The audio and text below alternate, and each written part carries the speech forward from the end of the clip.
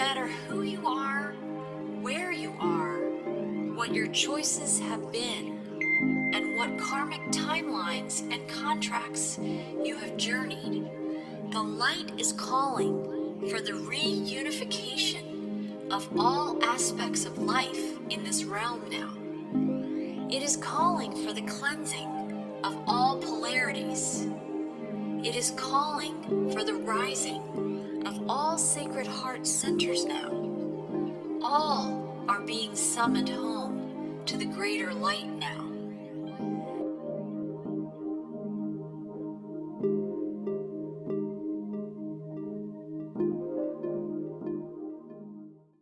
Hi, and welcome everyone to Whole Soul Mastery's Sounds of Circles, Hearts in the Round podcast today. I'm Marie Mohler, and I'm an author, intuitive, and the host of Whole Soul Mastery's podcasts. I'm here today with Sharon Ramesbottom, Vanita Lakhwala, Caroline Chang, Renee Taintor, and Mary Lozano. And I'm so excited to be talking with you all again, bringing our hearts together in this amazing conversation and connection. And for our listeners, we don't plan what comes through. It's an organic process that flows through all of us. And we follow threads of energy that one seeds in the conversation. And then we each add our light to that conversation, and we grow this garden of the New Earth language. This is what we're doing. We're seeding a higher consciousness in the field of oneness, of which we're all a part.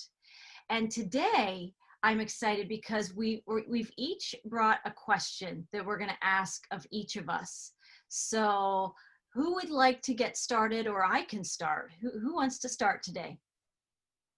You start, Marie. Yes, you Okay. start. So my question is, in these times of profound change, and I think where there's a lot of discord and duality and disharmony in the world, I think we can all agree that this is a powerful time of undeniable change. And I would say the opportunity is here for incredible transformation and, of course, ascension for many of us who are tapped into this new earth consciousness that's emerging in us. We are the new earth. So when we're tuned into that energy, one of the things that I really wanted to bring to the conversation today is, in these times of profound change, personally in our communities and globally, with all of that information that's swirling around and that disinformation that's also bubbling to the surface, I'm curious how each of you experiences truth. How do you feel it? How do you know when truth is in your experience? Anyone? Sharon, yeah. Well, that's the question. And it's, I'm learning discernment, and I'm learning how to stay in my knowing. And for me, it's accessing the heart, because the mind is dealing with past and we're in the unknown. So for me, it is to first be okay with not knowing, just not knowing, because if I'm not in my knowing, it's because I do not have the full information, and that I'm not meant to know, that I'm meant to experience, and I don't have to know. And the heart leads me. So I just take it sort of moment to moment, and I feel into the moment. And then I just try to align my words, actions, and thoughts with the integrity of who I am. And it's not about what other people, they're in their experience, they're dealing with their own realities, and I'm just moving in mine. And so my heart leads the way, and I take it moment to moment, and then I do what I can. And when I know, I know. And when I don't know, I allow. And I'm led. So that's about really beautiful. When you know, you know, and when you don't know, you allow. I really, really resonate with that. Very Yeah. true. Yeah, I ditto everything Sharon just said because I actually was asked that question a few weeks ago at a repast after a funeral. Someone asked me because we were talking and I was saying I don't listen to news, haven't listened to news in 19 years, and all I listen to is channeled information. And they'll say, so their question was, well, how do you know the channel information is correct? And I said, I know it through, I have, well, a litmus test. My litmus test is it in alignment with unity, unconditional love, oneness? Is it unifying us? Is the information that's coming through something that's bringing us together, or is it something that's tearing us apart? If it's tearing us apart, I know it's not in alignment with truth, because the truth is unconditional love and oneness. So that's a litmus test. And also, I filter everything through my heart and my higher self. I keep that connection. And for me to stay connected to higher self is a moment to moment. I have to be grounded in the now, because higher self is not going to be in the past. Higher self is not in the future. Higher self is only in the only moment there is, which is the now. So when I'm grounded in the now and connect and breathe in and breathe into my heart. So it definitely doesn't come from the head. It's totally a heart and a higher self knowing, like you said. For me, it's not a belief, it's a knowing. It's a knowing. I would ditto what you said and what Sharon said.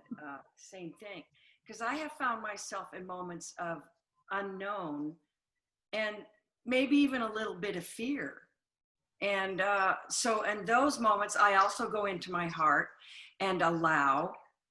And then there's times when like you said, it's okay to be in the unknown. I mean, we're in a chapter 11 reorganization for the entire planet.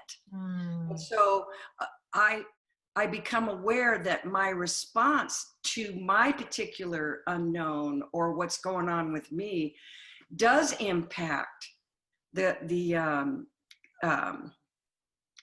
consciousness of all mankind. And so I want to be alert that I'm not adding to that. And when you were talking, Caroline, I said, you said if it's if the message coming through is not tearing us apart, then there's truth in that.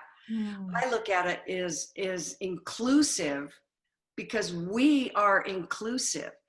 And I think we touched on this on one of our other meetings, that there are certain characteristics that people display when they are living in that truth.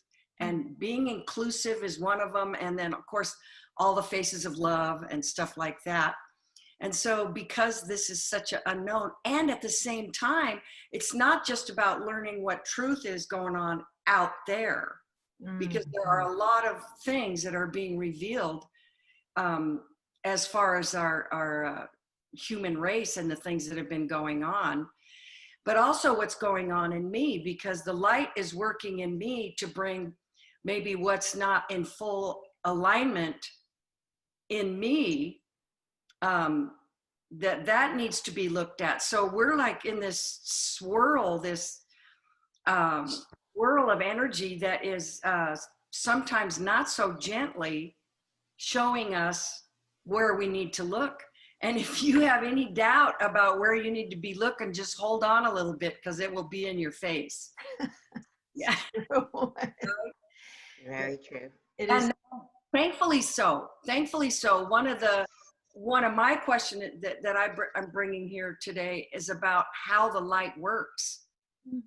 And Go ahead. You start off getting, for me, because I've had a lot of revelations in my life since I met Marie. Well, I'm sure it would have happened anyway, but so the light is truth, and the light is a presence, and the light is a consciousness. At least this is how I'm seeing it. And that, so, and if you're open, which people like us are open, otherwise we would not be where we are. If we turn down every crazy thought or new thought, we wouldn't follow it. We would be going, oh, if it doesn't fit in your ego mind, then get rid of it, right? No, but the reason why we are where we are is because we have said, is that so? And we allowed that truth to carry us forward and lead us to more truth. So, but I've seen that because I've had some of my revelations extremely painful and shattering. And so, and I'm trusting the light, even saying that, you know, this is happening for a reason. So there's that level of trust. And as you trust and you open to that, then the healing is right there on the heels of the awareness that was brought to you. And that heal, and so you're getting healed and revealed to at the same time. It's remarkable, the light and the love, which is God. I mean, so basically, if we just remain open and accept those emotions and those things that are coming to us, then we're rising up to meet that high energy of divine essence of who we really are. We don't have to become that. We just have to get rid of the stuff that's in the way from us seeing it and living it. Right. Yeah. And so can you frame that as a question, the question you have about the light, Renee? Is that what your question centered around? Well, and it was also that, so people like us, you know, we are accustomed to going inside. We are accustomed to trusting that light that is leading us, or whatever you want to call it. But I also want to think about people who are just waking up, or people who are going, you know, if you had no frame of reference to what we were talking about and you stepped into one of these things, you might go, you know, what are they talking about? You know, yeah. And so I was, you know, one of the things I would like to do as a group is to find ways to take some of these truths that we are like using on a daily basis as tools to guide us, and find ways to show people how to implement that or allow it or trust it, because we have these tools that we use to guide us and stuff. But some people, if they don't have a tool, they're going to be stuck in that ego mind, running around doing the same reactions and using the same, you know, protections and defenses and other things like that. So I don't think I still answered the question, did I? You're doing a great job, because truth and light are so interconnected, and they are one and the same. So it's hard to talk about truth without talking about light, because they're like twin souls. You know, they're two sides of the same coin, or they are the same coin. I would like to say to these people who are totally freaked out, because see, I'll hear something and I might go, whoa. But I'm not like, oh, the world is over and I'm going to die. I might as well, you know, whatever. I wish we had a way to tell these people, trust that energy. That energy is guiding you, whether you know it or not, whether you believe it or not. And if you know, I heard somebody say not too long ago, there's two ways to be in this kind of energy. One with grace and acceptance, and one just kicking and screaming and freaking out. And I feel for them, because yeah, I've had my share of that, but I've also had the tools and the background and the experience of trusting that. And these people, you know, are learning things about themselves that maybe they never knew, because no one is immune from this light shining. There isn't a single person that is immune from this. And that's a good thing, because the light is leading us. In fact, one of the guides said, Marie, a long time ago, the light is summoning us to itself. Yes. And so, and in order to do that, you don't just go, ding, okay, you're healed. No, because it's that easy. Here's my magic wand. But it's a process of coming to know things about you, about your friends, your family, about the world, about how you even see God. And so all these little things, I mean, and to think about how the light does that, not only for each individual, but for the collective, and we help each other. We're using that same light to nurture and hold each other when we need each other, when we need our village. It's like remarkable. It's like, if you really, sometimes I get this understanding of it, but then it's so big that it just goes away. I mean, I'm left with the residue of, yeah, there's nothing to fear. Why would you fear if you know the light is totally leading you, whatever it is? You might have a few days or a few rough days, but the healing is there. Yeah, sure. I would just like to, because as you were talking, Renee, I have the question, I think, that you were asking. And you are calling it to light, but I call it God.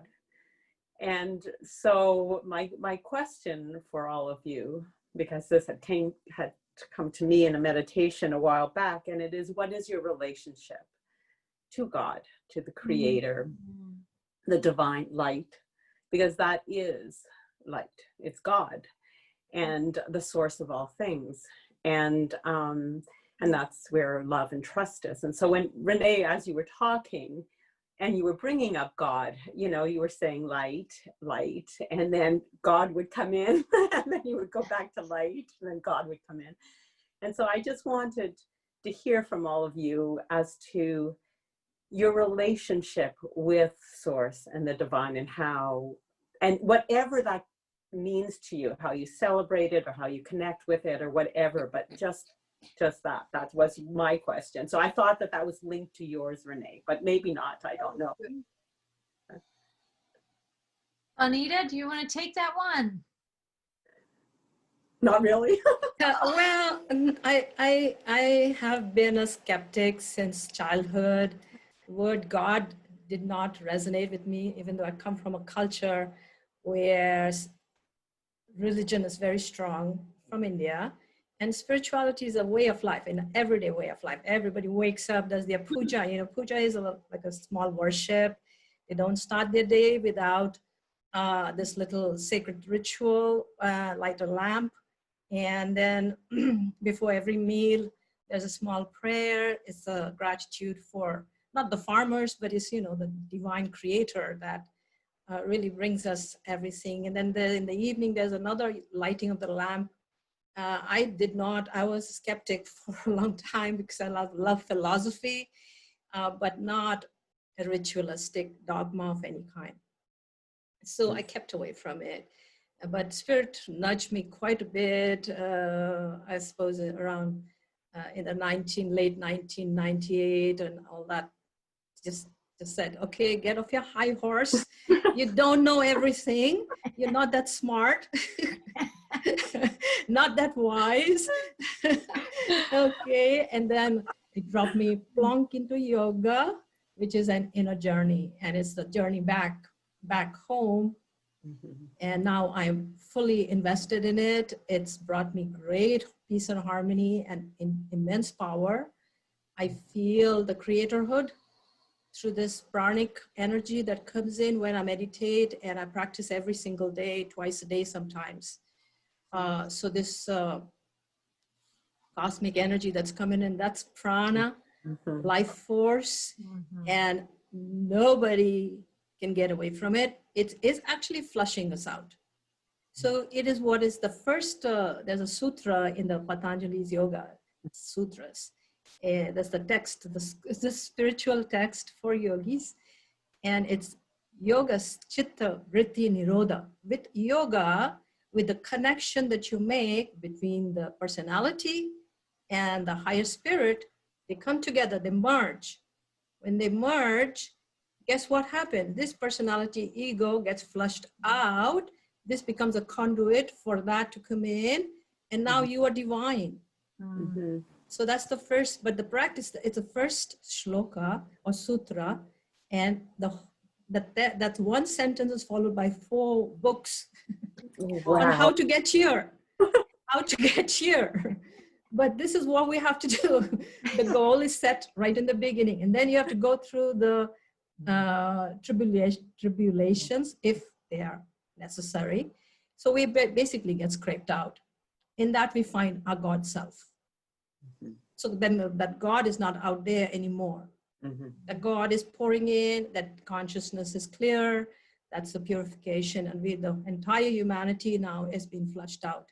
Not this lifetime, but all the lifetimes that we have been embodied. We took many forms. We have to understand that.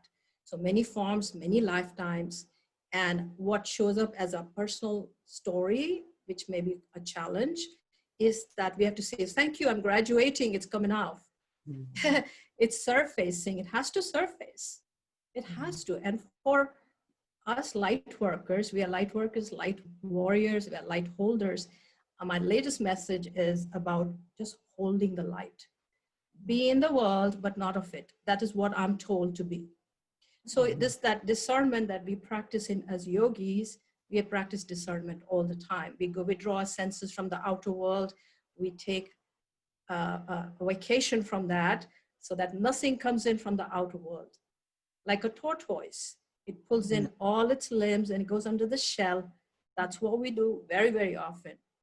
And then when we get that gap, we come out, the entanglement is cut, the cords are cut at that point.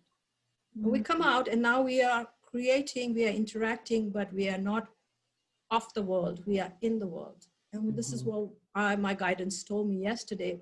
Just be a light holder and observe, be an observer without opinion. And now we are in the midst of creating a whole new world. So the foundation is different, the reference points are gone, our own identification is gone, which means that we can start to seed, and we have started a long time ago seeding it. But now we consciously put attention on it, consciously saying, yes, I'm creating this. Is it harmonious? Is it bringing balance and beauty? If it's not, then we have to recheck. So the God self is inside of us now, and it's directing us. And we say, okay, I allow, I accept, like Sharon said, I allow and accept. And if you're a Star Trekkie, I am, I used to watch Star Trek a lot. And there's one says, resistance is futile. Don't resist anything, anything, because it's there for our cleansing. And here we are polished gems, really. This is the Chitta Vritti, that first statement of the Yoga Sutras. We're experiencing it now. Yeah. We have clarified. So this is the God self now sitting here. There's the God self there. We're all seeing ourselves as the God self. That duality is gone. And so many practices. Does that answer your question, Sharon? It does, because the God is within. It's all. We're all that. All. So yes, beautiful. Thank you. So beautiful. When I heard your question, Sharon, and I think these are all reflections of the same eternal question. We are all seeking that unification and dropping away the personality. And in a realm of duality, this message is coming through other people. This is not my insight, but I really resonate that it's much like what we're saying. It's all the same thing. We're all versions of the same essence and the same story. We're all on the way back to that reunion. We're all going home to that. And so what I feel when I hear your question, Sharon, and I also reflect on light and truth, in my world, in my experience, light and truth are God, right? That is the essence of God, and they're not separate things. And somebody I've been listening to has been talking about from duality to singularity. It is from all these separated fragments all over the world, the separation consciousness, right? That we're all survival of the fittest, service to self, all those things, that there is this reunion with Source. And when you reunite with the light, God, blessings, joy, unity consciousness, whatever anybody would experience that as, You know, we're all coming home into the wholeness of the divine selves that we are. And I think the energy that came up, the two words that came when you asked that question to me was, I experience God and truth and light in a place of receiving, receiving and reunion, receiving reunion. I receive reunion with God in every moment as much as I can. Receive union. And that gives me chills. And when I channel, when I receive transmission, I'm always receiving. Even if I'm receiving information or I'm having an interaction with my teenagers, you know, my kids, or, you know, I'm still in a place of receiving information and energy and participating in that, and also being aware of the reunion of souls. Right. And so that's when, if we all were operating from that place that, right, what if, isn't there that song, I think from the 80s or 90s, I'm so bad, I don't quote music very well, but what if God was one of us, right? Yes, I love that song. I love that song. Because Right. God is one of us. Right. Yes. God is all of us. Is all of us. And God so, and there is that, I think in a podcast for Whole Soul School and Foundation, my partner Lacey and I, she read the story, some story of these monks, I think, and there was a dying order. I'll have to get the title on that and put a link in the description section of the video, because it's a really great, it's like answering your question, Sharon. It was a story about, there were these rabbis or monks or something, and they were of a dying order. So they have gotten very old, and no one was much interested in the church or the teachings or the wisdom, and they couldn't pay people basically to come to their services to hear their messages. And so they went to seek somebody else's wisdom because they tapped out their own. And they went to see, I don't know, maybe it was a rabbi in the woods. I think it's called The Rabbi's Gift. And they went to see the rabbi. Have you guys heard of this before? Yeah, and they went to see, I'll make it short, but they went to see this rabbi in the woods. And they posed the question that they were really struggling with. And they said, do you have any support? And he said, yeah, no, I don't have any answers for you, which was devastating, I think, to the priest. I think it was a priest or a monk. But anyway, and as the priest is leaving the conversation, the rabbi says, but I do know one thing, you know, God is one of you, or the Christ is one of you. And he's like, you know, so he gets that like gem of insight as he's out leaving the, you know, the conversation, and he goes back and he tells his fellow monks or priests, you know, what he heard. And over the course of, I'm sure, a number of weeks, they start looking at each other and saying, well, Brother Tom, gosh, he has this annoying habit of this, or he's always late to our meetings, and he always, I don't know, stirs things up. But what if he is God, basically? What if he is the Christ consciousness? What if that's him? And he starts treating him totally differently, because it might be. And they do this with each other. And before you know it, they are embodying God consciousness. And the people return, because they magnetize to that energy. And when we transform into that living light, when we transform and we embody it ourselves, it just, people can't help but want to be around the experience of that. Yes. And no matter how asleep people are, we still magnetize. We are wired with light. We are a creation of source. So we will always attract to that which is like itself. It may take us a few trials and tribulations to learn how to listen, because that's part of the journey. We have to learn how to listen for that receiving, that resonance, that reunion. But deep inside all of us, we know what feels good. And when somebody isn't preaching at us, when they're just being it, we want to be around it. We want to have that experience. Right? So anyway, that's yeah. I was going to say, I think that it's just being it is the best thing. Being that truth, being that light. And yes, people will want to get, okay, wow, let me get closer to that person because she's radiating this light. So a lot of it is, for me, it's just being it, and then understanding that those that are asleep or just waking up, that they're exactly where they're supposed to be. There's no judgment. They're exactly where we're all divine aspects of all that is God, everything. And honoring that person and allowing them to be. Now, you just be your shining light and allowing them to be them. And that's people respond to when you allow them to be who they are and love them regardless. Right. Yeah.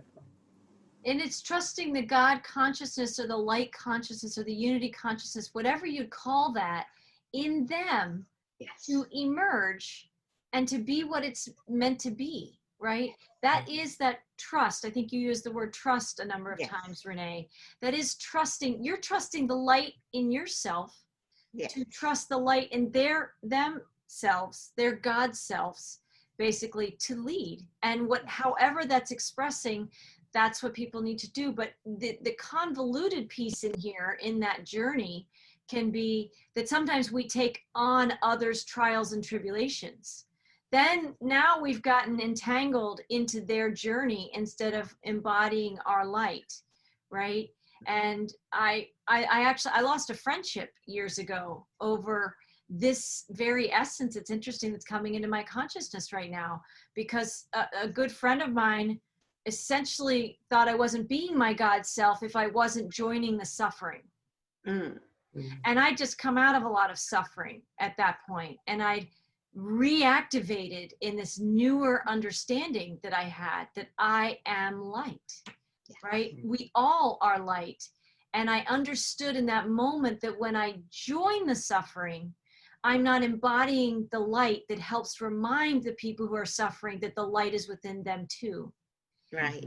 What you just said reminded me, I forget who said it, but I've heard it, and I've heard it more than once, that if a person is sick and you're healthy, can you make yourself sick? Do you want to make yourself sick to help that person get well? You getting sick is not going to help that person get well.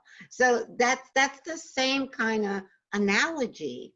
You surround them with love, light, and healing and compassion, but it's not about you getting sick to make them well. And when you hear it from that point of view, you're like, yeah. But yeah, well, we know the phrase that misery loves company. So, but so does light, right? But we have to understand those that are around us who want to, that say to us, well, you're not feeling my pain. It's not about me feeling your pain. It's me understanding and loving you through your pain, but it's not for me to take on your pain. Yes. Yes. And that, Vanita, you say that so well, and all of us understand there's a journey. And like you said, Renee, there is no magic wand that you can just sprinkle some, cosmic fairy dust and catapult somebody through the journey at the end of the journey. You only gain this awareness by living it, by going through those challenges, by facing, in frequency writers' metaphors of sandbags and kind of these cosmic aeronauts rising in these hot air balloons of light. You only gain that understanding and that embodiment of the light by growing it inside yourself. It's an inner garden. It's a journey that you grow. You can't just look. I can look out at my lawn right now and I have an overgrown like jungle of a garden right now, and periodically over the years we go out, some years we find the time to clean it all out, right? Clean all the weeds out. And then we tenderly reseed what we want to grow consciously in that garden. Right. And no one can do that for us. I mean, I suppose in my metaphor, I can hire somebody to do that. But because I use my garden as a metaphor, that particular quadrant of my land right now does need attention. But I'm growing so many inner seeds right now, I don't have time to deal with that outer garden. But I know it's there, and I actually appreciate all the weeds that have grown in there, because I know I'm going to go in and consciously clear them out so I can grow what I want to grow. And right now I'm growing a garden in these roundtables. And so, and that's also a conscious choice. We can all know there are aspects of us that are the weeds in our lives that we're not yet addressing, or we may not even know that they're there. But like you said, Caroline, when we have pain, when we know we're suffering, we know the weeds are there. They're your cue that suffering is the gift. It is the gift. And I think each of us have been touched by some level of challenge in our lives to be on this call together. Yes. We've gone through some journeys to get here.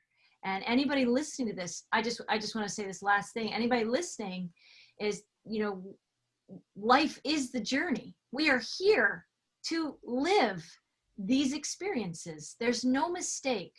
There's no mistake in the tragedies of my life. They've been perfect. Were they painful? Incredibly so. But did they break me open? Did they help me release sandbags that weren't mine to be carrying, and they were so heavy? And now I'm so much lighter, and I get to create almost every day. I mean, I make it a point. That's my God self. I create something every single day. And when I'm creating, I'm one with source. And that's how I transcended the suffering, which is, though people watching this know about my Color the Magic YouTube channel. That was the message when I was in suffering, to color the magic again, which was create the magic again. And that's what we're doing here. We're creating magic together. Yeah, Vanita. I just want to finish off your statement. You said God within, it is enthusiasm. And the word enthusiasm means God within. Wow. Wow. You know that, right? Enthos. Yeah. So if we have enthusiasm, which is God within, we create. That's all I love that. I love that. I did come up with a question from the entire conversation. The question I would ask, and I'd love for everyone to answer, try to answer if they like, is how do you or would you deal with someone that is asleep and they're like, right, you know, you have to deal with them. How would you deal with them? Basically, that's my question for everybody. Go ahead, Sharon. Well, this was, that's an interesting question, because just the other day, the message that I received was, we can either choose to judge and condemn or bless and commend. And what I did was, every time I had a thought that was judgmental in nature, which is, you know, I went into a story and whatever it was, the awareness came in that this was judgment. And the minute I did that, I turned it around and started blessing the person. And so what it did was, I allowed it to be the trigger, not to create negativity, but to create blessing. And so I turned that. So somebody in your purview that is difficult or does not resonate with you, they're there for a reason. And as the light that you are able then not to fix them or change them or disagree with them even, but to bless them. And in so doing, you know, they basically bless you back. You move into an alignment where you become the divine witnessing the divine, and not personality witnessing personality. And so that's what I've been doing. And it has really been helpful to me, you know, to be able to use it in that way. There's a wonderful exercise. It's a Hawaiian exercise, Ho'oponopono. I'm sorry. Please forgive me. Thank you. And I love you. When we come across situations or people who we're struggling with or feeling conflicted with, it's a wonderful exercise to do. And if we're not sure who we want to forgive, or even why, we start with ourselves. Mm. And we just breathe through it, and it's just a wonderful, wonderful exercise, and it creates magnificent shifts.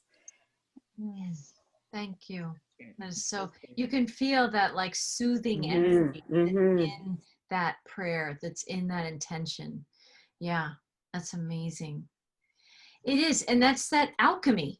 I mean, what we're talking about is alchemizing, you know, the suffering or the pain or the struggle or whatever the vibrational gap is, Caroline, between the person who's sleeping and, you know, those of us who have moved through some layers of that at least and have a different level of sight.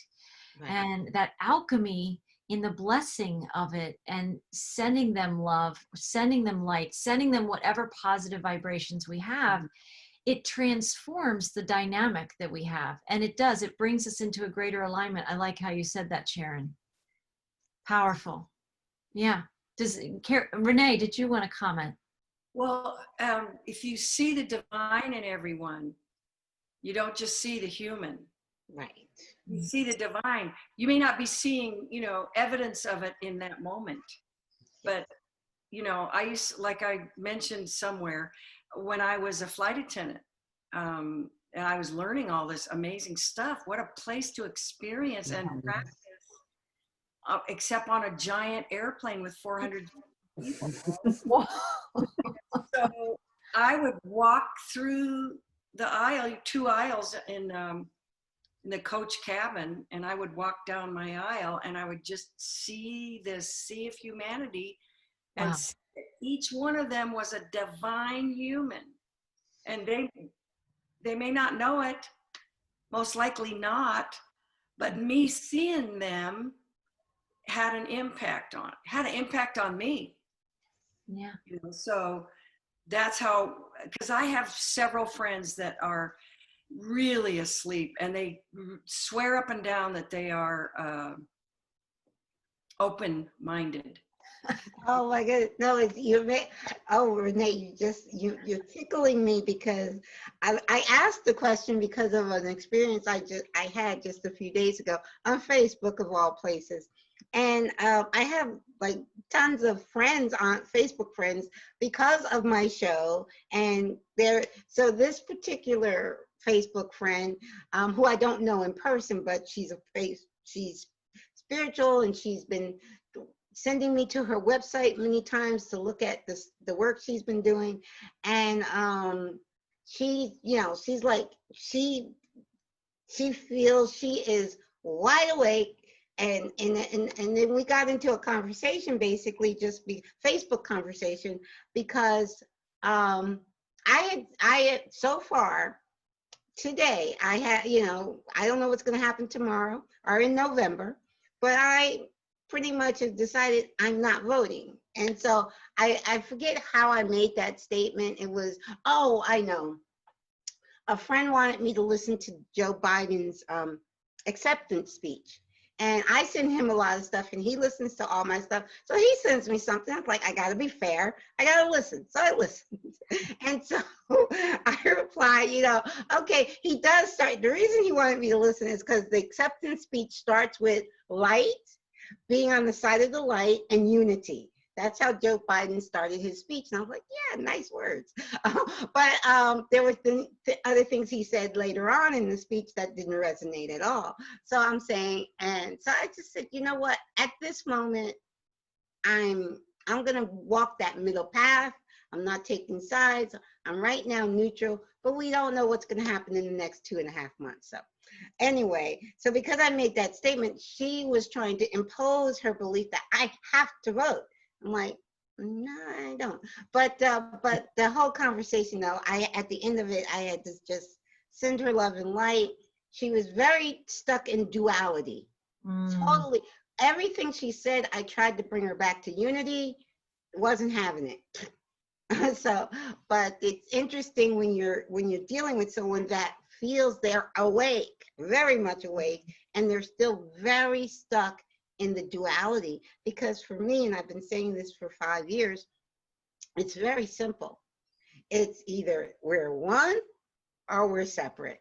It's either separation consciousness or unity consciousness. It's that simple. And she could not wrap her brain, because not her heart is there. She couldn't wrap her brain around unity consciousness.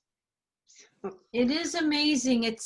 The duality is kind of a treadmill loop. It's a trap inside us, and many of us are still on it when we think that we've transcended it. You know, it's all part of this. We've been in a big show and a big theater and a big game, really, and it is the illusion until we come back into reunion and in that receiving place and that place of trust, trusting the light, trusting the God self, trusting unity consciousness. And I know we're talking, that's a high level of you know, understanding, and yet people are very challenged, and the world is very polarized in many ways because the polarity and this illusion is falling apart. So we're having to really see what's falling apart, because creation is requiring us to see our creation.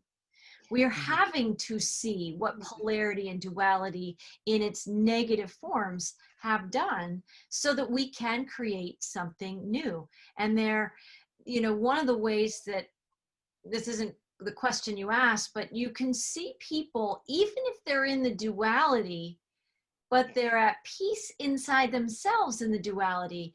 That's a different experience than somebody who's in the duality. They're on the treadmill. It's a karmic treadmill. It's a left brain treadmill. We're kind of stuck in our thinking and our conditioning, right? And they're angry, and they're trying to recruit you or let you know that you're not awake enough if you're not choosing not to vote. When you really are awake, you let everybody have their experience. Yes. Even if you totally don't agree with it inside yourself, and I wouldn't say agree is the left brain, and resonance is the right brain's understanding. The heart's understanding is, I have my experience of my God self and the light, and they have their experience, right? When we're in our mind and our mental thinking about it, our left brain about it, we're judging, right? And we either agree or don't agree with what somebody's doing. And that is a great measuring stick or gauge inside ourselves of, you know, alignment and not alignment. And people feel when they're not alignment, and that also can show. I have been that person. No, you need to listen to me. I've been that person with my family, with my kids. You know, my poor family has had to deal with, you know, all these phases and layers of me over time. And now I get it, because I've been through so many of those experiences. And I can tell you, to the listeners listening, you can just, you know, reflect on yourself and your own experience. How well is that going for you when you try and force your opinions or project your belief system or think you're guiding the unawakened into enlightenment? How is that working out for you? I can say from personal experience, not very well, not well at all. And it was in writing books. And finally I was like, okay, no one in my inner circle is very interested in what I'm exploring. So I'm just going to write about 20 books about it. You know, I'm going to create a blog about it. And you know what? That's how spirit takes the negative energy of that into a positive creation, right? Can I just say one thing? I have a cat that cannot tolerate that he's not in this conversation. So I'm going to have to let him in. Go ahead, Sharon. But I wanna piggyback on that. But go ahead. You had something to say, Sharon. I just had wanted to say that the simplest way of looking at it for me is to understand, I mean, truly understand that who we are expressions of God. So it is impossible for anybody to have the wrong expression, because it's God expressing. So they're allowed to be who they are. They are allowed to think and to feel and to believe whatever they wish, because it is God expressing as them. And so it is difficult because we feel challenged, and we're used to trying to justify ourselves and being asked to justify ourselves and caring what people think. And really, at the end of the day, you just need to authentically express who you are, the God expression within yourself, and allow everyone else to do the same. And there is no right or wrong. There is no good or bad. It just is another experience that they are going through. And that's, I find, easier than to try to understand it, you know, in a thinking way. It's, yeah. Well, I wrote after her, she and I had an extremely long conversation and I left it there. But the final thing I had to say is, if you feel the need to debate, because people think the word debate is okay. Debate is the same, it's just another term for fight. If you feel you have to debate, to fight or argue your point of view, then you are not allowing the other to have their point of view, and you are trying to impose your point of view onto them. Because it's a sharing in love and light. You share, they share. You share, they share. At the end of the day, there may not be any agreement on either end, which is fine. But if you feel that person has to do it your way, and people like, because she used the word, I'm not arguing, I'm not arguing or fighting, I'm just debating. Like, debate's the same thing. Debate is not assault, you know, I've shared where I'm at, I'm grounded where I'm at, you're where you're at, and I've never once did I say to her, well, you shouldn't vote. You know, I never once tried to impose what I was doing onto her, but she wanted to impose what she was doing onto me. So yeah, it is powerful. It is, and it's you know, on so many levels, it's the journey, right? It's learning how to fall back in the trusting of the divine self in each being that is expressing themselves, and the right to express. We have the sovereign right to express who we are. And, you know, and as we look at the increasing censorship, it can be on the major platforms, it can be at the level of Twitter and Google and all these places, but it's also in the one-on-ones. It's also in those, you know, person-to-person communications. And we can all learn deeper and deeper layers when we feel that discord, that disharmony, that duality coming between us and another. We can either go right into it and get sucked into the swirl of the, you know, two wolves doing their dance the way they do, or we can take a breath and we can find this way of blessing, and in this way of blessing their perspective, blessing their right to express. I think our world, this is a big point, but I think our world has forgotten what people use as debate. Debate is centered in that duality, right? Rather than sharing that unity and diversity, all those incredibly different perspectives, right? yes. It's powerful. It's so powerful. And I think we're being summoned to the light. The light is flushing all those, you know, discordant energies with the light to the surface so we can alchemize them back into wholeness. But there's this awareness of, we can learn how to listen to each other, and we don't have to agree. We can respect the divine in each other, having completely different perspectives, and still go out to lunch. And still just absolutely adore each other, right? Exactly. I mean, there's a bunch of people in my life I just adore, and we're totally opposites, but I adore them. I adore them for who they are. But you brought up censorship, and I just happened upon a documentary the other night that showed me there was less censorship in the 70s and 80s than what we're experiencing right now. It was a documentary on Lear is his last name. I want to say Leonard. Is it Leonard Lear?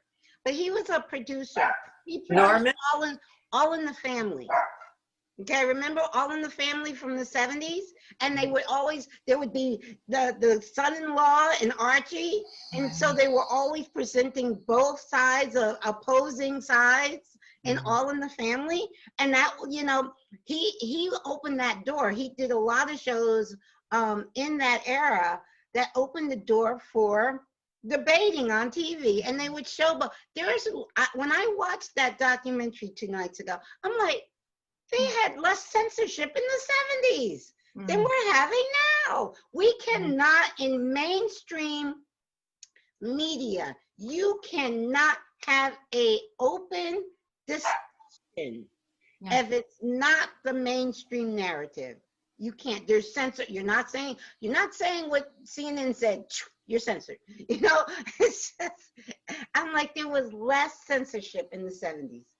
Truly was. Well, and the earth, though, is now at a critical precipice. You know, we are at this, like, you know, really the old structures that aren't based in unity consciousness, that aren't based in the win-win-win frequencies of God consciousness.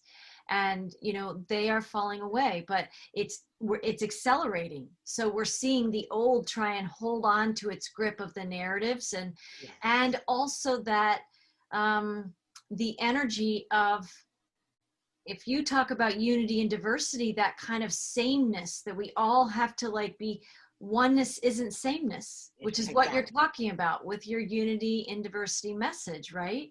And there is this freedom of expression that we can say, can you imagine if we all were homogenized into just one? And there are places on the planet, there are countries where that experience is still living itself out, but we are on the cusp of freedom for all and sovereignty within all. And people who believe in the censorship, even, you know, I've had some people make their comments in some of my videos, believing that the censorship is a good thing because it's keeping people safe. And I think I said in my last video, like, do you know how many unsafe things, products, beliefs, you know, perspectives that have been around since the beginning of time, right? You know, they make stoves, we make fireplaces, you know, people could hurt themselves all the time. There's so many dangers out there, right?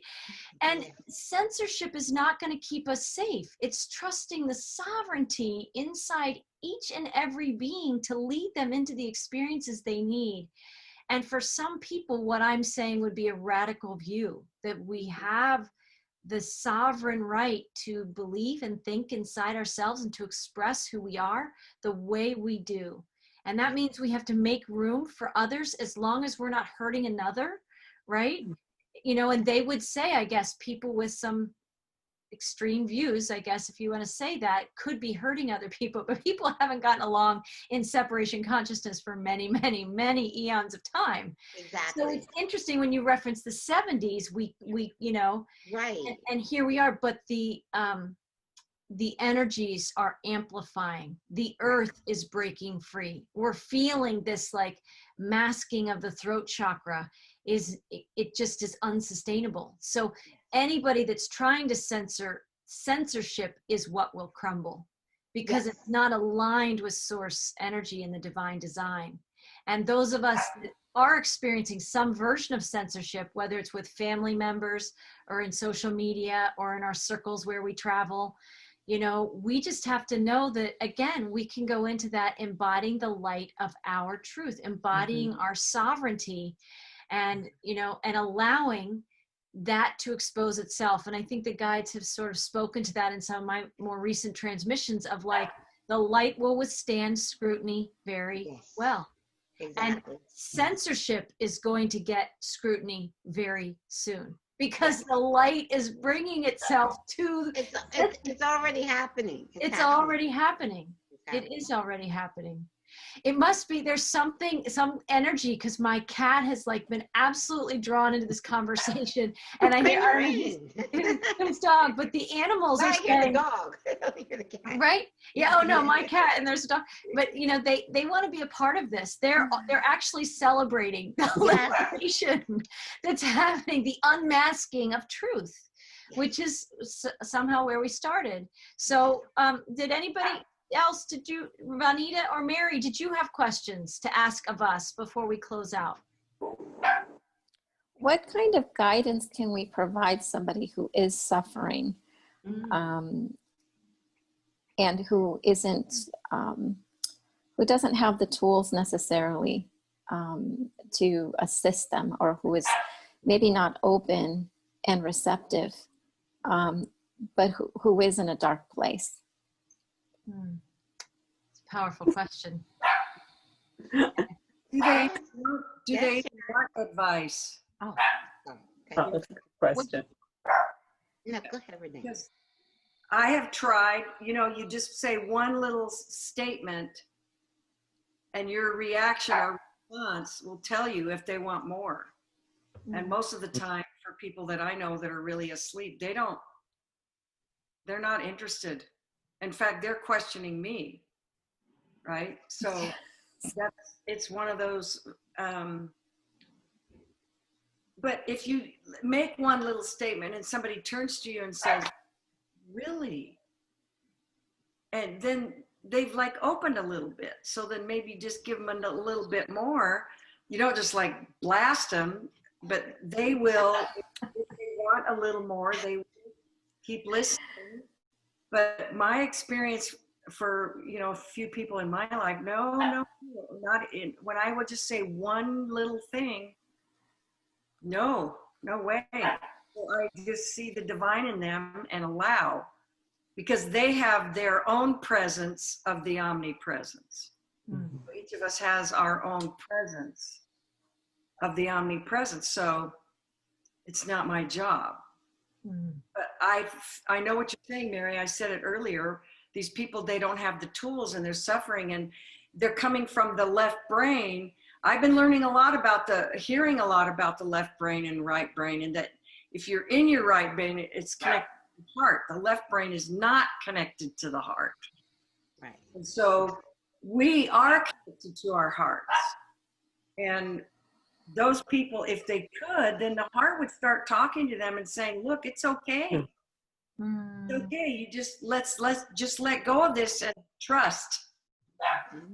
Trust. But how do you get them out of their left brain into the right brain that will lead them to the Lord? Not your job. You can't. You have to allow them to do it. Yeah. Let the light lead them. Yes. I think you pray for them, and I definitely, when I am working with clients who are in a lot of pain or are on the cusp of opening, but still there's a lot of people who want the manual of like, what are the 5 steps? What are the 3 things I should do that's going to get me from here to where I want to go? And I always, because it's been my experience, but when you talk about the left brain and the right brain, and the left brain is it's a closed circuit. It's never, it's like Albert Einstein, we can't solve problems from the level of thinking that created this. Right. And that's what the right brain is always there. And the right brain to me is the feminine, the masculine, feminine, or, the thinking mind and the intuition. And so to get people into their right brain, I often invite them to create something. And not everybody creates the same way. My partner is somebody who, when she needs to get into that space, she goes and she mows the lawn and she moves rocks outside and she figures out some way to, or maybe she tackles that garden I have outside, but that's her form of creation. That's a go-to. And people, I would invite our listeners to discover, if you don't have an answer, what's your go-to creation space, right? Yes. I listen for that all the time. And I'm always creating some kind of inspiration, whether it's something I'm going to post on social media, or I go and connect with the guides, or, I work on a film project, whatever. I'm making magic with myself that's converting inspiration into something that can touch people's lives. That's my form of creativity. And somebody else might write in their journal, or they might go and they paint, or they might go and volunteer with kids. I know it's COVID, but there's ways to, channel that creative energy that moves people out of their pain. It is challenging to be in suffering and create at the same time. And so you can alchemize suffering by taking action steps, even if it's to clean your house. Go clean all your windows. That'll get you in your right brain. Moving energy helps people move out of that stuck place of the mental loop, whatever it is that's trapping them in that energy field at that moment with their sandbags all around them. That's a very stuck place, right? And then there's this creativity is motion. I don't know what, I don't know, Vanita, if you know the vibrational understandings of what you said. Enthusiasm is basically God self, right? Is there a word for creation, or I don't know what create is, but that's to me the movement of God energy. Yes. And when you move God energy inside your suffering, the suffering has to make room for that. It's much more powerful, but we have to summon it in. We have to summon it. So if we're sedentary in the stuckness and the suffering, that's when we feel the trap. We have to move into this other place of ourselves, the right brain and that intuition and that movement of God energy inside ourselves to create. Yeah, Vanita, do you know something about that? Anything about creation or creativity in a word essence? Well, Brahma is the creator according to our yogic texts. Brahma is the creator. Vishnu is the sustainer. Shiva is a transformer.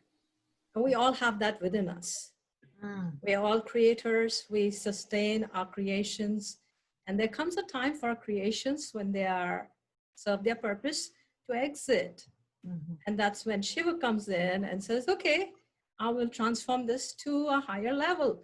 But as humans, we have become very attached to our creations. Wow. Even when they are not bringing us comfort, even when they are not satisfying us, because it's like, having a higher degree and saying, I have this higher PhD or whatever, or my yogic training did that to me. I learned a certain way, and then Spirit pushed me out of saying, you have to let this go. So when I let it go, now the wisdom that is flowing is still through the yogic channel, but it's something that I wouldn't have got if I'd not let go my old way of doing it. Because my ego said, this is what I do, and this is how it's received, and people like this, but then I got stopped, this whole COVID thing. And it was the biggest blessing for me, because now what has come to me, I couldn't have found it. So when Mary says people are looking for assistance, I have, through my classes, assisted many people. But I've also found those who are not willing to let go. So they would come to my classes, and they said they were in a lower feeling state. And they had all these stories of why someone else was making their lives miserable.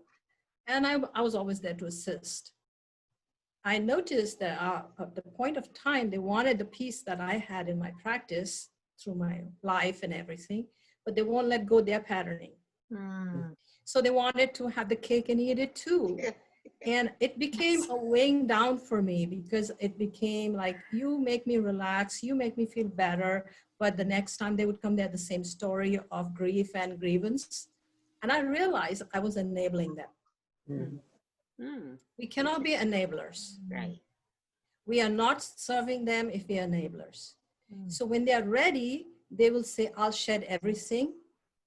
And also I found that they were, nothing against them. It was my teaching, my learning too. But it was also that they wanted me to demonstrate my art in their verbiage, their way, and, sort of lower myself down there. And I wasn't going there. I realized that after a point of time, that I would give each person who came to me 3 tries. After that, I said, I'm not carrying anyone on my shoulders. You do the work, I'll give you the instructions. You do the work, I'll give you the instruction. I'll fly with you, and I'll carry you on my, what's that thing that airplanes have? Wings, no? No, the tailwind. Okay. Yes. I'm flying, you fly with me like geese do. I give you the directions, you do the flying, and it worked. It worked. The people who came to me for that learning, I'm a tough teacher. People who came, they're all yoga teachers now. Wow. And I love it, because we got many more flying and many more leaders. Isn't that beautiful? Yes. So this is what it is. We have to understand how much we enable. We don't do anybody any service. When the student is ready, the teacher arrives. When they're not ready, they're not ready. And Mary, we are going through lifetimes of our incarnations and our baggage showing up. To one, it may appear as suffering. To another, it's really the lesson to be learned. Yes. That's great. An So we see- opportunity. Oh, Yes, and we have to know who's Yes. really ready to shed the sandbags. Yes. Then we say, fly with me, drop the sandbags, fly with me, I'll guide you. But until then, we can't be burdened. Nobody rides on our shoulders. Then nobody flies. Yes. So that's the way I've done it, and it works. There are so many free flying souls now, and they're all teachers, so they're guiding many more. Isn't that wonderful? That's wonderful. Yeah, that's beautiful. I Yeah, think I'm in a good place recognizing that I didn't say you have to be like me. I just said, drop the sandbags. I drop my sandbags. Yes. Yeah. And also we can't be in judgment of anyone. We can't call anyone asleep also, because remember, there was a time when we were that way. When we didn't see, we didn't understand, we went around our ego identification. We did it all. So there's a time and a place for each flower to bloom. Yes. And that's the process right now. Many are blooming. Yes. Yes. Beautiful. I could sum up what you just said, Vanita, in one sentence, which I love, is you can lead a horse to water, but you cannot make him drink. It's that simple. The drinking is the awakening. And when I use the term asleep, it's not a judgment at all. When people are unaware, they're sleeping. And there are many sleeping, but I've used I use this a lot on my show. When I encounter someone who's asleep, I look upon them like a sleeping baby. I look at them and I'm like, oh, they're so cute. They're adorable. That's how I have so much love for them in their sleeping state. So there's no judgment. But no, you can lead a horse to water, but you can't make them drink. And the drinking is the awakening. And they have to drink themselves. That's powerful. It's empowering for anybody listening, at whatever stage of the journey that someone's in, is to realize that it is our choice. It is ultimately our choice to be wherever we are. And if we want something different, we make the choice to create that differentness. And I think the most challenging places, maybe Mary, when you were asking your question, there are some people who are in a state of suffering and they don't know that there is choice. They don't know that there's a choice point to move in any direction other than where they are. And I think, in whatever creative ways each of us and anyone listening can invite somebody to embrace the power of choice that they have inside, to move in any new direction, just 1 degree in any direction, in 360 degrees available to us. They have the power of choice. And Abraham Hicks, or Esther Hicks and Jerry Hicks and Abraham, they talk a lot about that, just that moving yourself up or down the vibrational scale. And I think it's when we're not moving that the greatest suffering occurs. Even if you downgrade, even if you, on the scale of emotions that Abraham teaches, even if you're in anger and you go a little bit down to depressed, because, on their scale, anger is higher than depression. Okay. I think the immobility and the lack of motility inside us to move energy is more painful to the soul. I think the soul moves and expands. It expands through movement and creation. And I think people who are suffering have forgotten themselves as a creator being and someone who has the power inside. Nobody gives that to you. You give it to yourself, right? You can lead them to water, but you can't make them drink. It is a choice to start to recognize that I am a creator being who has sovereign choice in every moment. And it's powerful. Go ahead, Sharon. Absolutely. I love the point that you, oh, I'm so sorry. No. I just wanted to mention that you're an expert actually in the mind and the heart. And when you had said that, the first thing I thought is if you could remind them that they have all that they need within their hearts, and to be able to move out of their minds, which is telling them the old and the stories and the suffering, and access the intuitive wisdom. And you have all that. You have that wisdom and that guidance. And even though they might not be able to hear it in that moment, just that suggestion of a place where there is safety and there is truth and wisdom and healing, and it's accessible to them. They just need to drop down. And that was just what I wanted to add, all of the wisdom that has been shared. So beautiful. Mary, do you want to say something?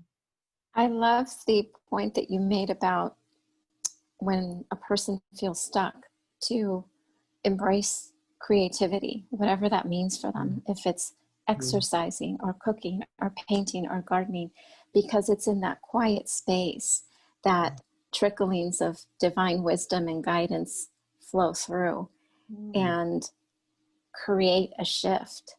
As it might be a minute shift, but it's enough to get us into a different way of thinking and feeling and resonating. And when that happens, we just start raising our vibration and our frequencies, and wonderful things start flowing through us, and guidances and directions. And it's just any little thing we can do to create change is enough to maybe get us over that hump, so to speak. So true. And maybe as I round this out today, Vanita, did you, we've gone a little long, but did you have a question, or do you want to save that for the next time? I'm open to either. But I just want to share that because of the sheltering in place and this whole COVID situation, I'm finding that people have become a more addressing their health better.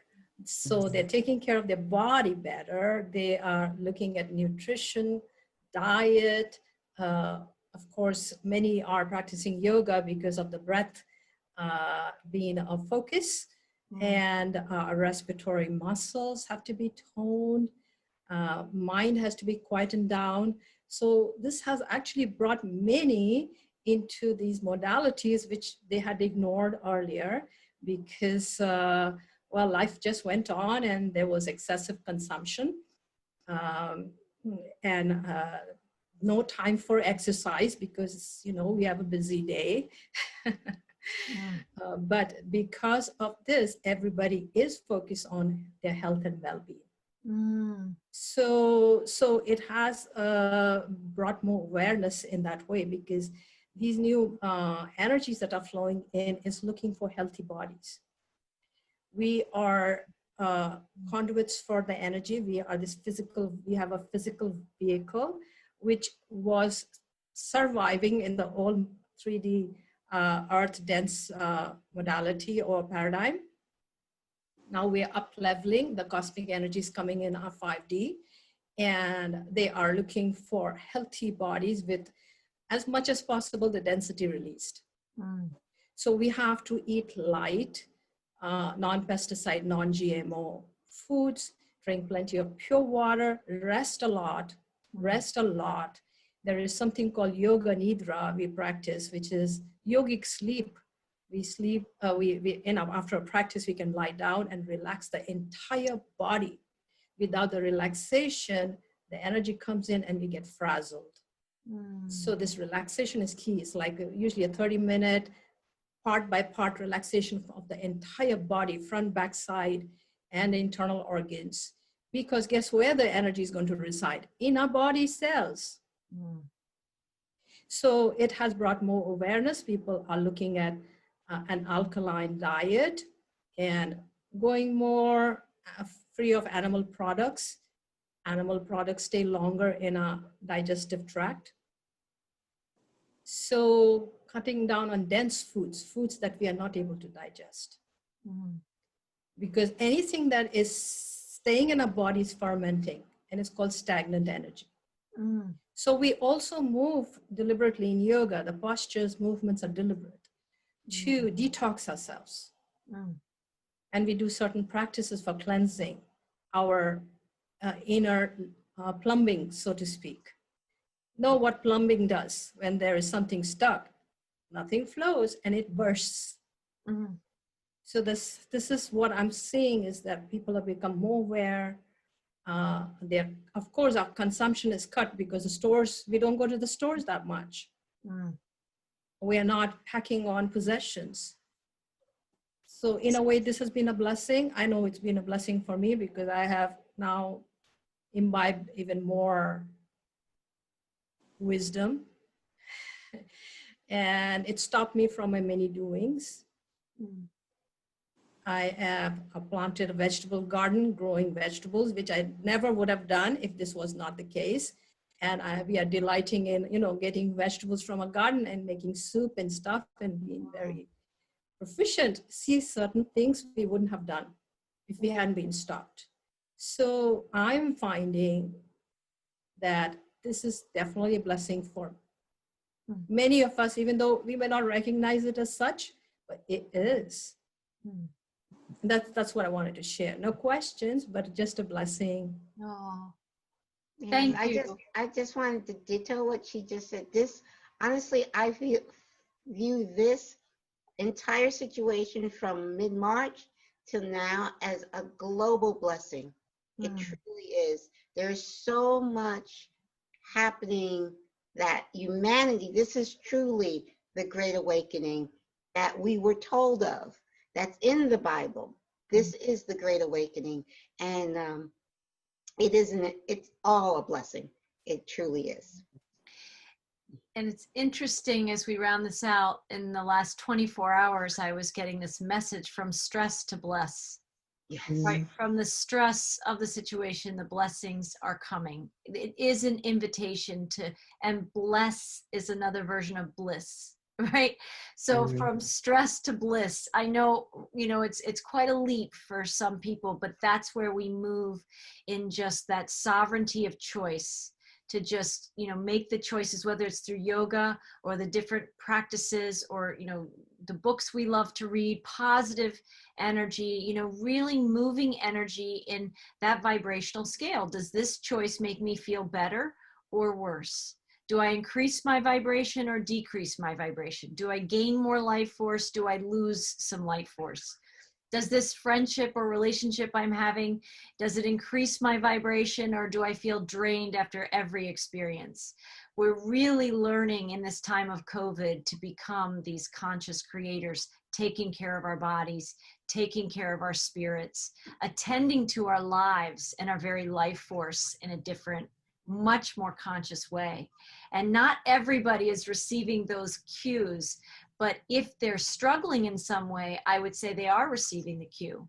Yeah. Right? If they are in any way feeling the tension of some kind of struggle or pain or challenge in their life during COVID on any scale, I would say that's the Earth Mother and Source Energy tapping us on the shoulder, moving, and, there's an invitation coming through your heart center right now that there's another choice that's available to you. There are millions of choices. This is an infinite realm of creation, right? All that is. And so there are so many opportunities for us to move that divine energy inside us. And sometimes we begin that process from a point of suffering. In fact, many of us learn this, engage the journey more consciously from a place of sovereign choice because we're suffering. And I'll plant the seed for a future podcast that we do together.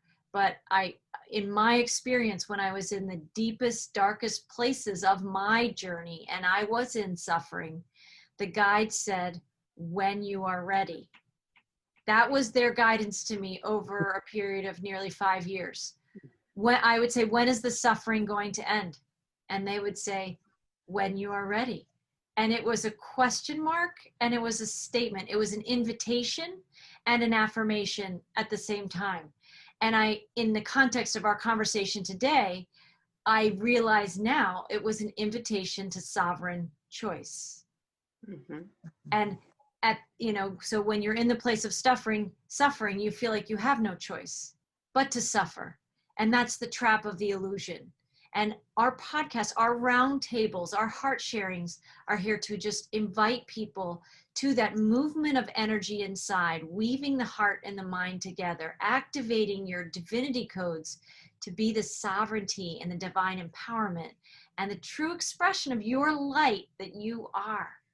And each one of you brings that sacred divine voice to these conversations. I'm so grateful to all of you for joining me, because it is this round table, these hearts sharing in a round, that I think is helping that new garden seed itself, right? As we all express what is ours to express, we're creating that symphony, I suppose, or that beautiful Garden of Eden harvest that's there for all of us. And we all got here from a place of recognizing that we had choice. We do have choice every single day. So thank you for choosing to spend this time with me, and our listeners. Thank you for choosing to spend time with us, and allow this energy to move through you and activate you and empower you to live your best living light expression right now. So I wanted to leave us with one short, from the words you were saying, bless and stress. Yeah. I say, in every now moment, I am too blessed to ever be stressed. I like it. Exactly. Exactly. And amplifying that energy of blessings will to choose that over time dematerializes the stress.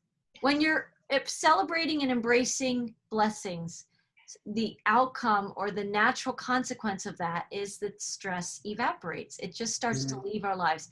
I know that's hard to imagine for many people who are feeling particularly challenged right now, but it is a journey, and that's where you go inside, and these places that we're all speaking from today. So I'm grateful to everybody joining us today. You can find this podcast.